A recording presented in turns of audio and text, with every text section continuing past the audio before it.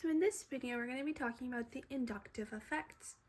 So just in general, we have electron withdrawing and electron donating. So with electron withdrawing, this is mainly with the carbanion, with the anion, right? Which pulls electrons towards themselves through the single bonds.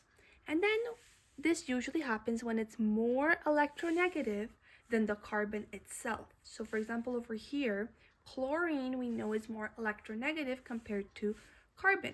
So the electrons are withdrawn, which will cause negative, right? Because it's negative, it's an anion. Then electron donating is, for example, the carbocation. This pushes the electron densities away through the single bonds. And in this, we have a alkyl, and electron donating always happens with an alkyl on the MCAT. So if there is an alkyl group, then you should assume that, or just suppose it has to donate. And this will cause this carbon, right, to stabilize. And electronegative, it has to be less electronegative than the carbon. So we're going to do this one practice question. So it says inductive effects frequently alter the reactivity of molecules. Justify the fact that trichloroacetic acid is a better acid than acetic acid.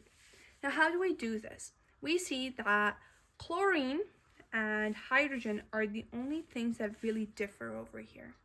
So if I add in just consideration, or when we consider this, chlorine is more electronegative. So this means it will cause a greater force over here. Hydrogen won't be able to. Now, a greater force means more electrons are over here, right?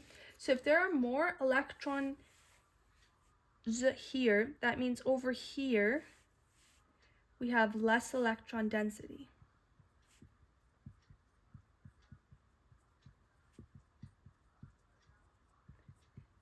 Which means it's a weaker bond.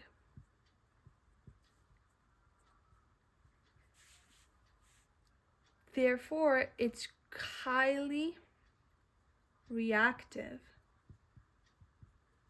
causing this molecule over here, or trichloro, to be the better acid.